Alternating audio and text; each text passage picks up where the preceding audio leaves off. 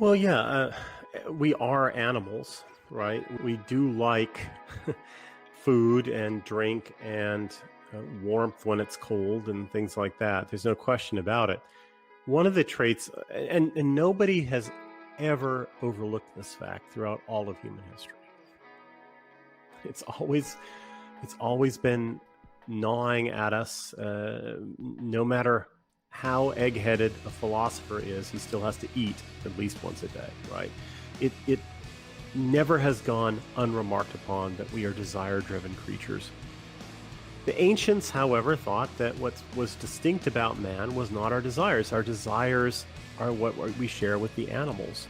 So what sets us apart is the realm of, if you will, non-real values as opposed to biologically mandated animal values. That's what creates history, that's what creates culture, that's what creates the immense variety of human achievements throughout the world. Now, the trouble, though, that exists with culture, if you will, and with classical political philosophy is that the ancients thought, well, the best that's possible to man should be the criterion for, say, political legitimacy. We should be ruled by the best. The peaks of culture should be what count the most. The peaks of human character should be what counts the most. And what doesn't set us apart from the animals, well, we have to eat and et cetera, but it's not that important. And so the classical idea that you get with all the ancients, basically, and you get this with medieval philosophy too, is that the foundation of society should be hooked to the ideals of human virtue, religion, whatever. And the early modern philosophers, and Machiavelli really is the first to do this, but you also see this with Francis Bacon and Descartes and others, is they said, look, the problem with the political philosophy of the ancients is that it's unstable. It's unreliable. Why? Because virtue is not widely distributed. And wouldn't it be more prudent to found society on something that everybody has in common rather than on what's rare and remarkable? And so modern political philosophy basically got started when people said the most reliable and stable form of government should be based on something that's common to all men. And that's our desires, our materially defined passions for food and comfort and long life. It's very, very interesting. Descartes, in his meditations and his discourse, suddenly he's talking about the benefits of philosophy for extending human life. These sorts of things were really not the topic with the classics, right? The early modern revolution in philosophy and politics was about refounding political order on the pursuit of material interests. And so modernity got off to a start with that. And yes, it is very, very stable. It's easy to appeal to people's interests. And capitalism became a global system because everybody's got material interests. However, it's not enough. That's Nietzsche's point. It's really not enough. And if you simply have a society that is based on material self-interest, culture collapses, and the human soul collapses, meaning collapses, and people are basically, they become desperately unhappy, even if they have everything that they think that they want. I think that it is possible to have a different kind of modernity that does not undergo this kind of decline into nihilism and materialism. And that's really what was going on as early as thinkers like Leibniz, the German philosopher, certainly Jean-Jacques Rousseau, Kant, the whole German idealist tradition. They understood that something was missing from modern philosophy because it had this low foundation on desire. I recall somewhere that Leibniz talks about how modern Hobbesian, Spinozist style materialism basically would lead to the extinction of the generous sentiments of the ancients, of the virtues. And he's absolutely right about that. Where do the generous sentiments of the ancients reside, right, in man? Well, the part of the soul that becomes, how to put it, virtuous is just ignored by the people who talk about producing and consuming and being a rational producer-consumer. The modern liberal view of man is basically he's got a simple two-part soul. He's got his desires, and he's got rationality, and rationality is a technical and instrumental faculty for satisfying desire.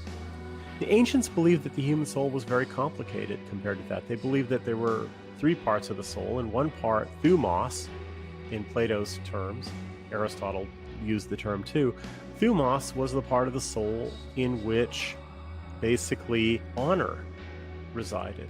But I think more broadly, you can just call it the part of the soul where the moral sentiments reside and where sentiments can be cultivated by virtues, habituated into virtues, according to somebody like Aristotle in his Ethics, for instance. So there were thinkers like Leibniz, like Rousseau. Rousseau talked about moral sentiments. He talked about sentiment as like a third part of the soul aside from reason and desire. And what these modernists were getting back to is something like the three-part psychology that the ancients had. What was missing was the part of the soul that responded to ideals. The ideal of oneself, which is honor, or any kind of moral ideals, which you can call the moral sentiments. And that part of the soul needed to be resuscitated. And so what you get with Rousseau, and then you find this with Kant and the German idealists, is there's an attempt to refound modernity on a heroic foundation rather than a banal, basically consumerist foundation. And that's what German idealism is about when you get right down to it. It's an attempt to refound modernity in a way that is not susceptible to the crisis of meaning, the collapse of meaning, and the nihilism, and basically the end of culture and virtue and human nobility that really is the end point of just looking at man as a rational producer-consumer. Now, Nietzsche's very much in that tradition. He's very concerned with that, and he's within that tradition, and he's trying to work out a course correction within that tradition, namely vis-a-vis Hegel, because he thinks something went terribly wrong with Hegel.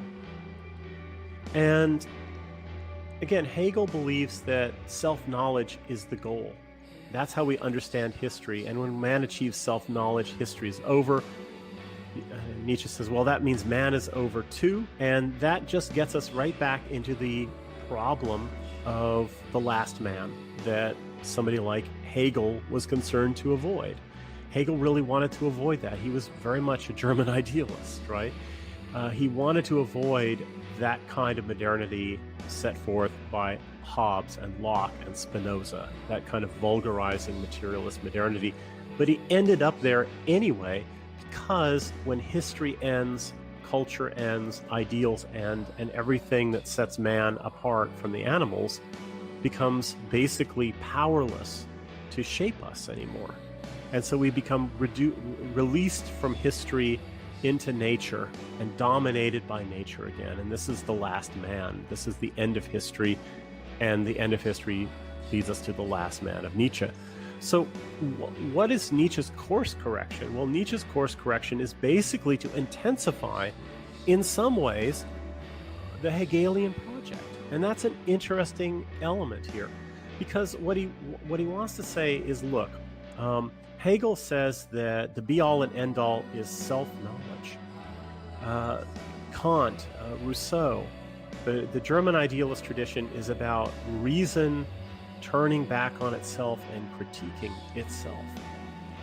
And the thing that Nietzsche says here that's most surprising.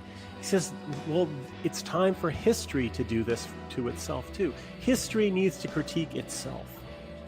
History needs to look back at itself and then correct its course. And he's very, very clear that he thinks that man can't do without history. History is what makes man man. When man steps into historical existence, he steps out of the animal world.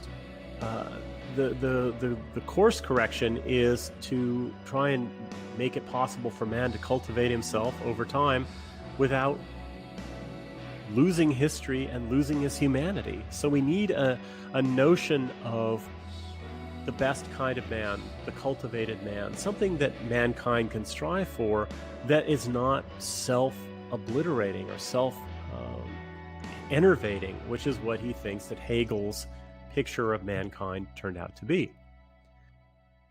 He says basically, you can try and come up with a better. He says that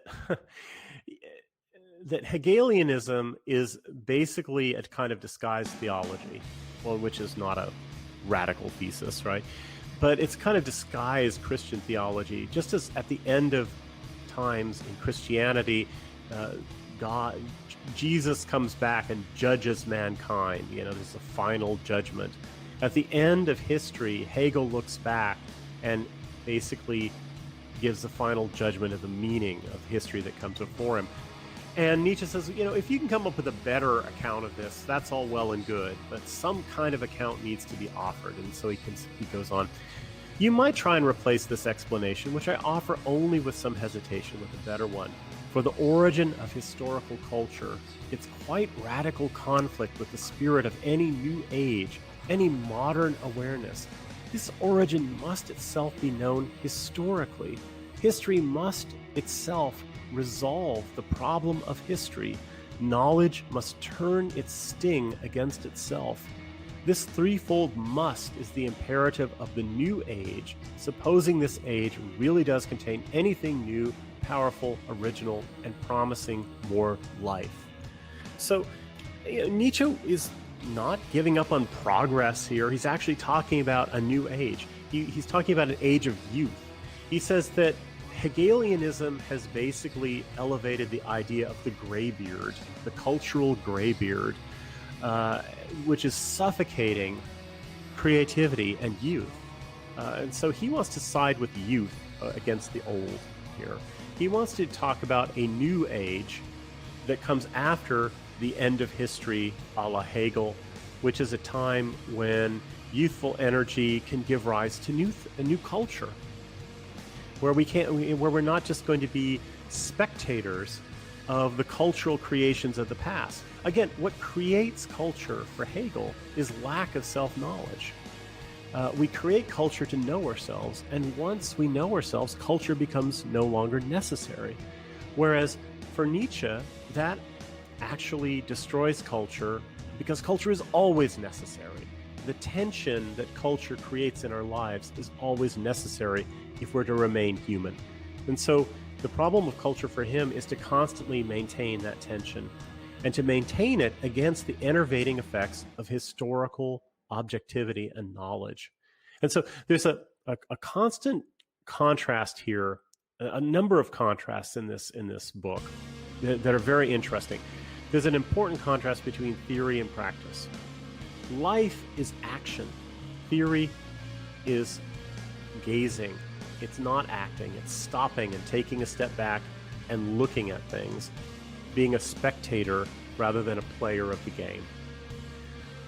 Life is about playing the game, not being a spectator. Therefore, any notion of culture and history that basically condemns us all to be spectators on the past basically condemns us not to be creative anymore. All the creativity is done. It's over, according to Hegel. And Nietzsche thought that's a profoundly depressing thing from the point of view of life, to basically be told, look, it's all happened, nothing new is happening. Basically, our relationship to the past is, well, like shoppers. Or like museum goers, we can stroll through gallery after gallery and look at the artifacts created by past civilizations, but we can't create anything new. we don't need to, because we know the truth now. All that striving, all the wars, all the religions, all the art, all the literature, all the philosophy of the past, all that was striving for self-knowledge, and we don't need to do that anymore because we know ourselves. I mean, that's really Hegel's message, and Nietzsche says that's a profoundly destructive message. If you really believe that, you're going to end up prematurely old and uncreative. It stultifies the lives of the young. And he was, a youngish man when he wrote this. He was an educator of young men. He had undergone this kind of education in German, sort of end of history, cultural education. These people were amazingly cultivated, amazingly educated, but he felt like the spark had been left out. And that his generation needed something more. So history had to turn on itself again and come to understand its limits, if you will. And that's just like Kant. Kant talked about how reason, if it runs amok unchecked, will destroy civilization. Therefore, reason needs to turn back on itself and criticize itself. The critique of pure reason comes from this idea of criticism as drawing boundaries. Okay, it's not criticism as in, actually that kind of stuff. It's not offering our counter argument. The critique of pure reason is reason delimiting itself, reason understanding its own limits, reason looking at itself and realizing what it can and can't do. It's an exercise in self-knowledge. In a way, what Nietzsche's saying here is that Hegel talks about self-knowledge, history as man's self-knowledge, but he doesn't actually critique history itself. He doesn't actually know the limits of history itself. And when you look at the limits of history itself, you realize that, it can be actually extremely harmful to something greater, which is life.